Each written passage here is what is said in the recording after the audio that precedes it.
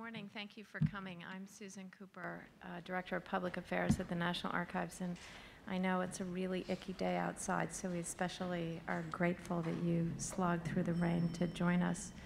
And we have a very special event today, and we're going to begin with the Archivist of the United States, who's going to introduce the program. At the end of the program, we'll have a short Q&A, and then if any of you are interested in interviews, we will make Dr. Price and Mr. Ferriero available. Thank you. Good morning, and welcome to my house. One of the joys of being the Archivist of the United States is the wonderful sense of discovery that permeates everything we do here at the Archives. All kinds of people come here to the Archives and discover things. Over the years, millions have come to us and discovered their ancestors using ships' passenger records, immigration files, Revolutionary War and Civil War pension files, and census records. Journalists come here and discover some new aspects of a story they've been chasing for months or years. Historians come here to discover more about the men and women who shaped our country as we know it today. Lawyers come here to discover the legal aspects of disputes between the government and its citizens. Families discover how their oldest members distinguished themselves in World War II by examining the military records in St. Louis. Millions of visitors who come to our museum on the other side of this building make discoveries too. For example, there's a letter from a 10-year-old Cuban boy asking President Franklin D. Roosevelt for an American $10 bill. Would the world have been different if FDR had sent Fidel Castro that $10 bill? Researchers and staff archivists make discoveries every day, some that are quite significant. A few years ago, a researcher brought to our attention a large piece of paper with a lot of writing on it in very organized form, but in a foreign language. It turned out to be a copy of the plan for the invasion of South Korea in June 1950, written in Russian. It had been largely unnoticed for decades. Another time, two researchers came across records from a Civil War-era court-martial containing the verbatim testimony of Harriet Tubman, the African-American abolitionist and Union spy who ran the Underground Railway. It was significant because Tubman left little in the way of diaries, documents, or other writings. A few years ago, researchers going through documents pertaining to the Louisiana Purchase discovered the records of the Bureau of the Public Debt stock certificates that were issued to raise funds for the Louisiana Purchase in 1803. In 1996, a researcher discovered a declassified U.S. Army record, a list of primarily Jewish unclaimed accounts in a Swiss bank totaling more than $20 million. It was proof that information about wartime assets and highly secretive Swiss banks could be found in the records of the archives. This discovery led to lawsuits and congressional hearings to force Swiss banks to disclose the assets they received, and to a reevaluation of Switzerland's neutrality in World War II. This researcher was so enamored with the archives that she's now a member of our public affairs staff, Miriam Kleinman. I even made some discoveries shortly after I became archivist. They were the original letters that I had written to presidents of the United States. I asked President Eisenhower for a photograph suitable for framing. I asked President Kennedy for a copy of the proposed Peace Corps plan, and I sent a letter to President Johnson congratulating him on signing the Civil Rights Act. These letters have been preserved at each of the President's libraries. So every day is a day of discovery in the National Archives. Today, though, is a very special day of discovery. It's not often that we announce a significant discovery, one that may add meaning to an event, change the way we interpret a piece of art or literature, or form our opinion of a historical figure. We want to tell you about a big discovery here at the Archives. Our guest today discovered 3,000 documents from the Department of Justice previously unknown to be in the handwriting of Walt Whitman. They're from the time when he was a clerk in the Attorney General's office immediately following the Civil War. They're quite an astonishing discovery. Although Whitman is not the official author of these documents in most cases, they definitely passed through his mind and his fingertips. They shed light on Whitman's post-war poetry and his cultural criticism in democratic vistas. Now I'd like to introduce the man who made this discovery. Dr. Kenneth Price is University Professor of 19th Century American Literature at the University of Nebraska-Lincoln. His special areas of interest include 19th century and early 20th century American literature and Walt Whitman. He teaches courses in Whitman, American poetry, and literary texts in a digital age. He holds a bachelor's degree from Whitman College in Washington State and his master's and doctor's degrees from the University of Chicago. He's also co-editor with Professor Ed Folsom of the University of Iowa of the Walt Whitman Archive. In my previous lives at Duke University and New York Public Library, I've become a huge fan of Price and Folsom. I often refer to the Whitman Archive as an example of the power of the internet. It's an effort to bring together in one place electronic versions of all of Whitman's work, surrounded by the scholarly apparatus that makes it an extraordinary teaching and research environment, available 24/7 to anyone, anywhere, at no cost. What a wonderful gift to the world. Ladies and gentlemen, Ken Price. Thank you so much. Very nicely done.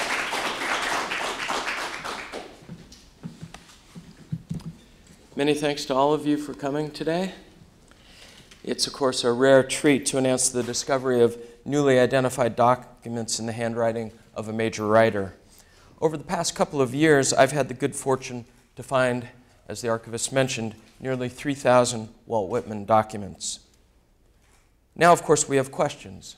What kind of documents are these? When were they written?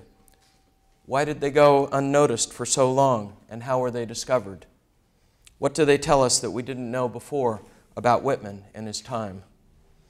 The more challenging of these questions may take decades to answer as scholars explore this trove of documents.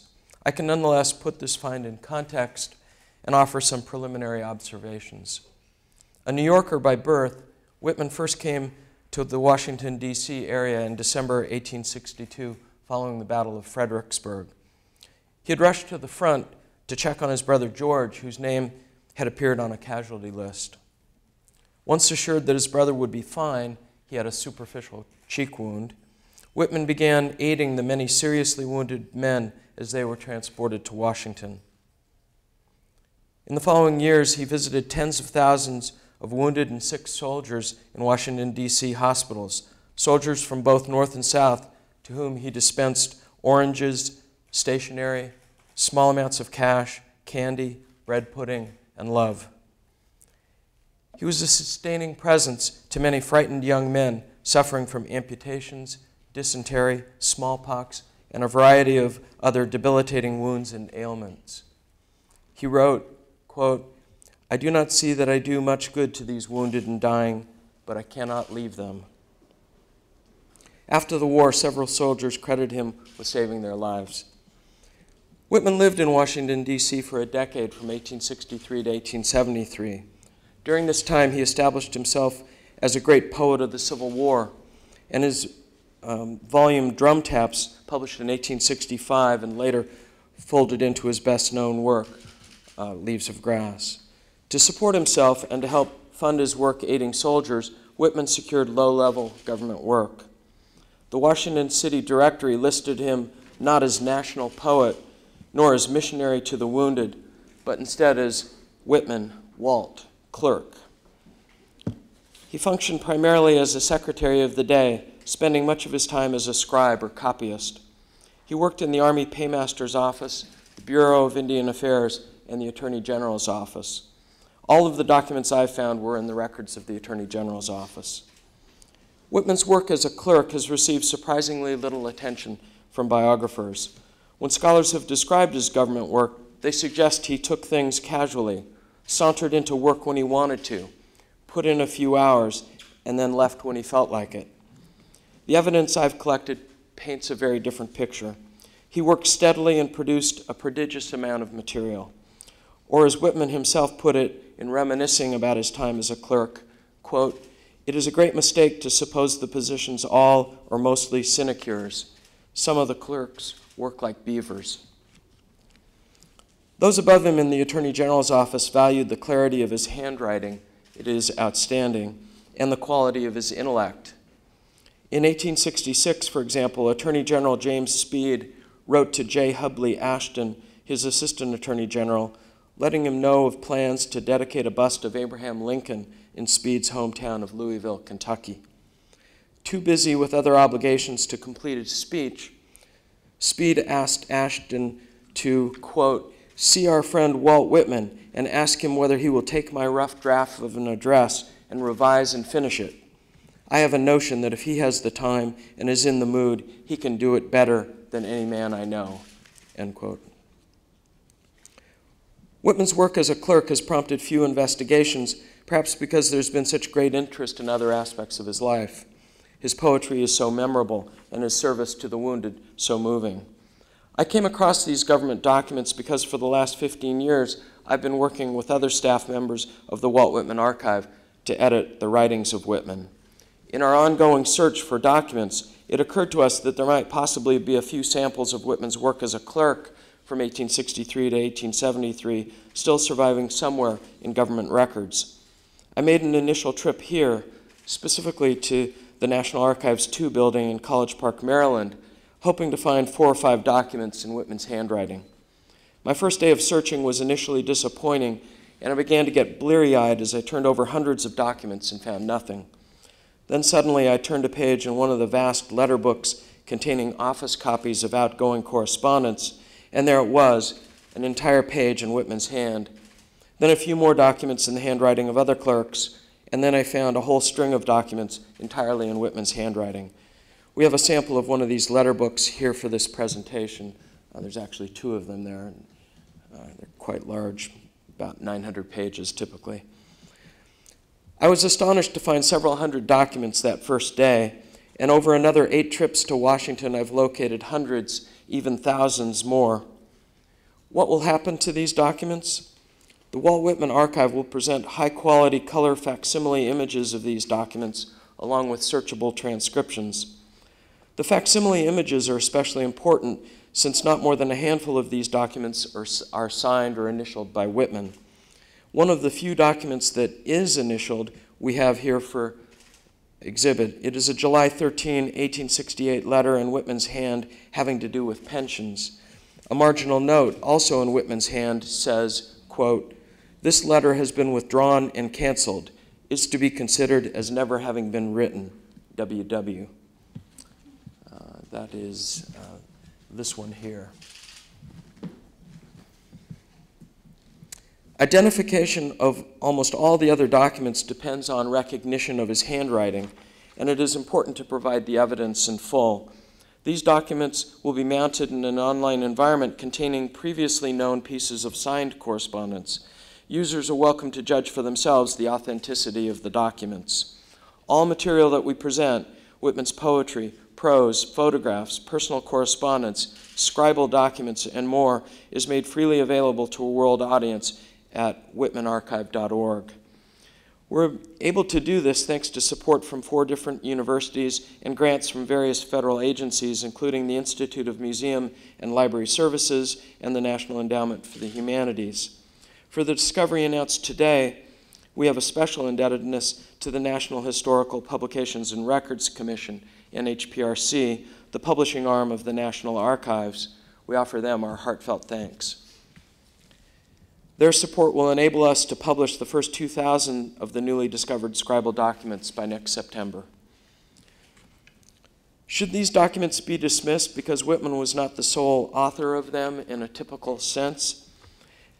Actually, it's not clear how much he contributed to many of the letters he copied. We have to wonder how many of the documents may have been created in the manner James Speed described, with a capable clerk left to, quote, revise and finish it. With regard to any one particular document, we can only speculate about how he might have served as author or copyist or both. Regarding the overall working of the office, we do have Whitman's description given in conversation with Horace Trauble. Whitman said he had been, quote, put in charge of the Attorney General's letters, end quote. In this instance, Whitman did not specify which one he meant of the 6 different Attorney Generals he served, perhaps implying that it was common practice for them all. Whitman continued by saying, cases were put into my hands, small cases. The Attorney General could not attend to them all, so passed some of them over to me to examine, report upon, sum up. At other times, Whitman is more specific in his remarks, as in these comments about Henry Stanbury, the Attorney General under Andrew Johnson, before Stanbury stepped down in order to defend Johnson during his impeachment.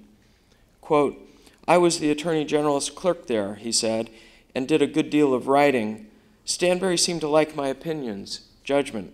So a good part of my work was to spare him work, to go over the correspondence, give him the juice, substance of affairs, avoiding all else, end quote. Whitman's proximity to Stanbury and President Andrew Johnson is seen dramatically in a letter we have pulled for display today, a letter written entirely in Whitman's hand, including the signature Andrew Johnson, and that's in that book there. At the end of this conversation about Stanbury and Johnson, Horace Traubel told Whitman that probably someday his department books, that is, his work in the Attorney General's office, would be, quote, curiously examined. Traubel could not have been more prescient. Although many of Whitman's friends who held positions as clerks complained about their work, Whitman does not. He rather enjoyed the work, in part no doubt because he was dealing with intellectually engaging material. He also liked and admired the people he worked with. Again, I quote from a conversation with Horace Traubel. Some discussion of officialdom in Washington, Whitman arguing, quote, from my experience at Washington, I should say that honesty is the prevailing atmosphere. Somebody laughed. Whitman stubbornly resumed, quote, let me explain that. I do not refer to swell officials, the men who wear the decorations, get the fat salaries. They are mostly dubious enough, though not all. I refer to the average clerks, the obscure crowd who, after all, run the government. They are on the square. I have not known hundreds, I have known thousands of them. I went to Washington as everybody goes there, prepared to see everything done with some furtive intention, but I was disappointed, pleasantly disappointed. I found the clerks mainly earnest, mainly honest, anxious to do the right thing, very hardworking, very attentive. Why the clerk jobs are often the worst slavery. The clerks are not overpaid, they are underpaid. Washington is corrupt, has its own particular mixture of evil with its own peculiar mixture of good, but the evil is mostly with the upper crust, the people who have reputations, who are better than other people. In this case, Whitman praises clerks at the expense of the upper crust, but at other times he showed admiration for government workers at all levels. Speaking of the many letters that were lost because they were poorly addressed, and also of the trivial correspondence that came into government offices, Whitman said, quote, people have more conscience in such things than is known, believed, even having in those cases of erroneously addressed letters made efforts to find the owners. It was so in the departments too.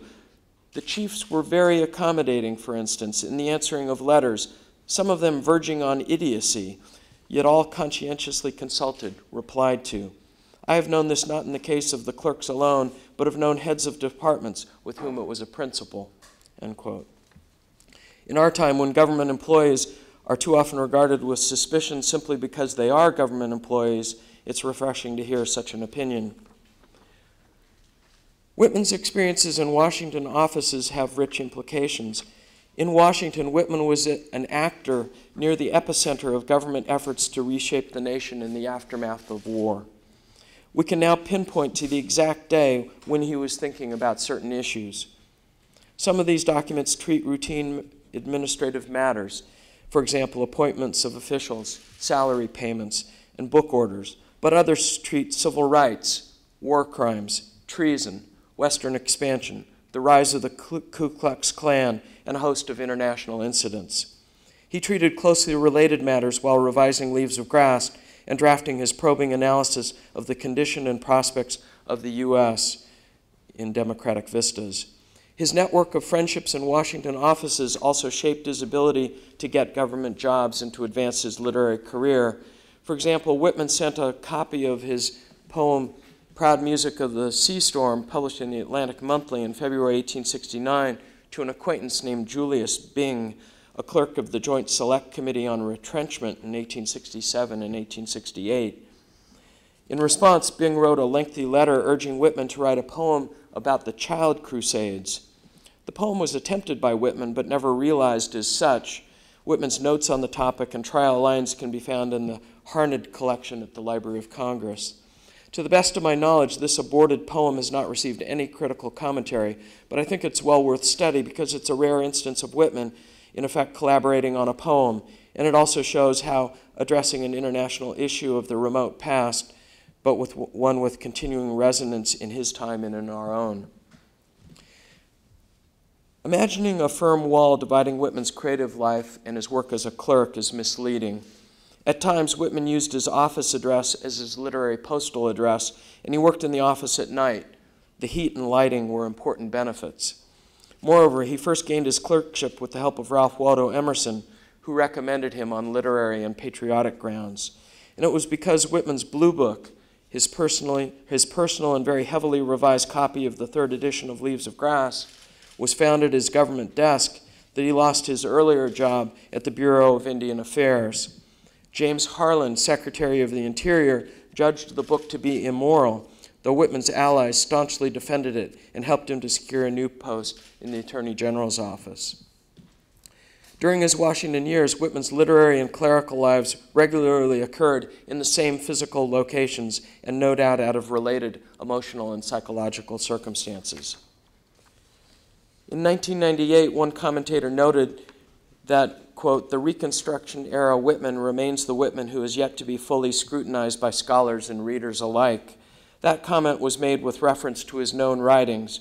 With today's announcement of a large trove of previously unknown manuscripts, the Reconstruction era has a much richer archive of Whitman materials with which to advance knowledge and enable a whole array of new interpretations.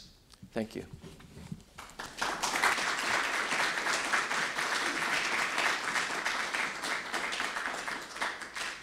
If you all would like to come up and take photographs of the documents, that's fine, but no artificial light, and be very careful, no heavy breathing, no drooling, no touching. And if you have any questions, either for Mr. Ferrier or Professor Price. Yeah, we have a, thank you for reminding me, we have a video short that you all have, it's a DVD, and we will show it after we have the Q&A, so you can watch it, see what's on here. Yes? Are there JPEG versions of these available? Yes, they're on the CD. And we would be happy to show you some other examples in these volumes. Any questions? Yes. Can you give us a sense of what the documents contain, what they cover, generally speaking? Right.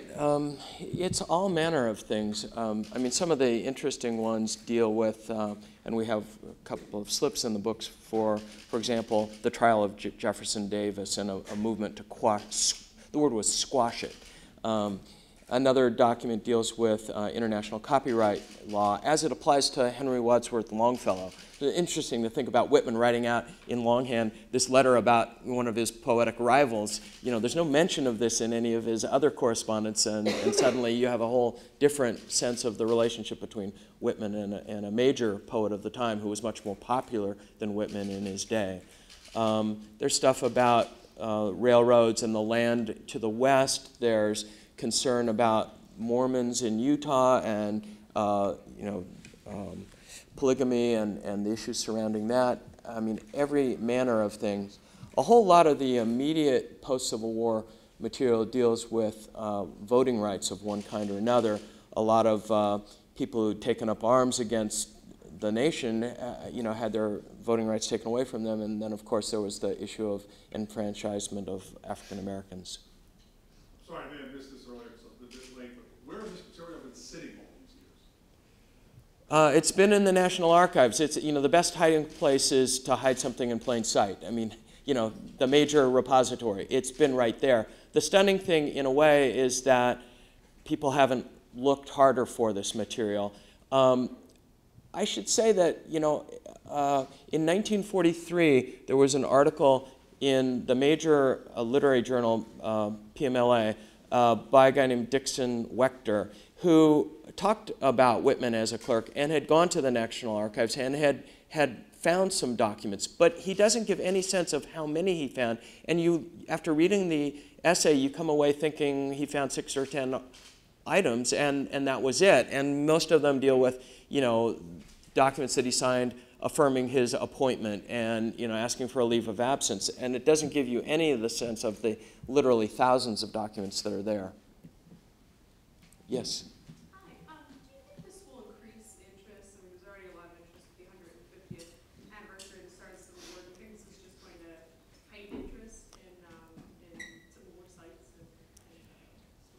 I do. I mean, the story of Whitman and the Civil War is a really gripping one, and his time working in the hospitals where he literally saw tens of thousands of soldiers, that's what brought him to Washington, D.C. for the first time. And we've tended to think about Whitman in two ways during the Civil War: as the person who was attentively visiting these soldiers and as this great poet of the Civil War. And people don't think about that third life he had going on in Washington, D.C., which was the official life. It's the life that the city directory records as his fundamental life.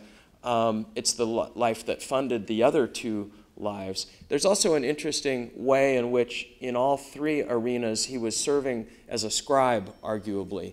That is, when he was visiting the hospitals, he would often be asked to write letters for soldiers, and so he would be writing them out and signing their names because they were illiterate or because they'd had their arm amputated. And then, he was going home and writing and rewriting Leaves of Grass as a scribe. And then when he was going to his work as a clerk, he was again writing in the voice of the Attorney General or in the voice of the President or another chief clerk in the office. So it's an interesting moment in his career when he is being constantly asked, in at least two of those three cases, to put himself into the position of somebody else and write from that position. And as a poet during this time, he's changing and doing much more of that in his poetry, starting to adopt the outlook of other people, to adopt their persona. So I do think that these years were critical to him, and yeah, it's a fascinating insight onto the Civil War, other than the battles and the generals, a major literary and intellectual figure. To support these three different lives, how much did you earn as a clerk? Ooh, I don't have that figure at my fingertips, but I've seen the record of it. But I wouldn't. $3,000 is a year is what's coming to mind, but I'm not sure if that's right. So, prefer you didn't quote me on it. Okay, sure. Yeah. When did you first find these documents? How did you know they were Whitman's, and what was your reaction when you realized they were his? Back in about 2000, I started a project of editing Whitman's previously unknown poetry manuscripts, or not previously unknown, but previously unedited poetry manuscripts. So we were dealing on a daily basis closely with his handwriting. And so through that work, I became confident that I knew what his handwriting looked like. I went to the National Archives in 2008 and 2009, about 8 different trips. And that first day, I really did think I might find a handful and basically repeat what Dixon Wechter had implied in his article, that there were a handful of documents there. I had no idea I would find hundreds, and I just wouldn't have believed anybody if they said that there were thousands still remaining there. And so it was, electrifying and tremendously exciting, because it's sort of your dream to find a trove of documents like that by a major writer. Do you have any plans then to go back and look at the BIA records? We've done a preliminary search of the BIA records and haven't found anything there.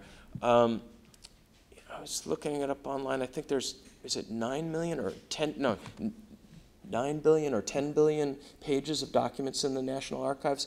So if one said that one had found every possible record by Whitman, you wouldn't be able to claim that you'd turned over every leaf of everything. So I'm going to actually be spending the afternoon going back to Archives 2, pursuing a few other leads, and I do expect to find some more. But the basic shape of the discovery is in place. I've gone down all the logical avenues, and I'm on the edges now. Yes. What kind of insight on the man? What kind of insight on the man himself did you see in these documents, other than what you wrote I think the thing that, well, two things that I'll mention. One is, for me, it heightens the sense that we need to be thinking about Whitman as a collaborator much more than we ever did before. And you can move it away from these scribal documents and think about it throughout his career, starting as a journalist. And when you think about previous editions of Whitman that privileged just the outgoing correspondence, you never saw the incoming correspondence. Correspondence itself is a collaborative activity. Whitman contributed to two of the early biographies of Whitman in important ways, one by John Burroughs and one by Richard Maurice Buck. Those were left out of earlier editions of Whitman, even though he was a writer there. So, I think we'd see a lot more, we'd understand Whitman better and move away from the myth of the solitary author if we thought in terms of collaboration. The second thing that's in a way related to the idea of collaboration is to think about Whitman's networks and his networks in Washington, D.C. There's both the networks of contacts that are literally the people that are addressed in the letters, and there's the people that he knew immediately in the Attorney General's office and these other offices he worked in, but then a broader spectrum of Washington, D.C., mostly government employees, many of whom were intellectuals and who had private lives where they were contributing essays and fiction and whatnot to major journals. And that network and that intellectual milieu hasn't been explored really at all. If I could just follow up, since we're dealing with today, the day that they fired on Fort Sumter 150 years ago, was there anything in any of these documents that revealed more about his opinions on the Civil War? I mean, the documents are, in a way, everywhere about the Civil War. I mean, probably 60 or 70% of the Reconstruction era documents in the Attorney General's office are somehow dealing with the aftermath of the Civil War. Since these documents are very rarely signed Walt Whitman or initialed Walt Whitman, they're coming out sort of over the signature of the Attorney General or Assistant Attorney General. And so attributing, it's a tricky interpretive question to figure out how much you can claim for Whitman. But what you have is evidence of what he was thinking about and aware of, and then you have other documents outside of these being discussed today where we do know Whitman was the writer. His important cultural criticism, long document, Democratic Vistas, poetry in his hand, essays in his hands, that do discuss the Civil War. So now it's the interpretive task for the coming years to figure out where to put the dots connecting these documents and what he knew when to his known statements about the war and, for example, race relations in the U.S., which is, an absolutely key thing in our cultural history, in this moment of time, and in Whitman's body of work.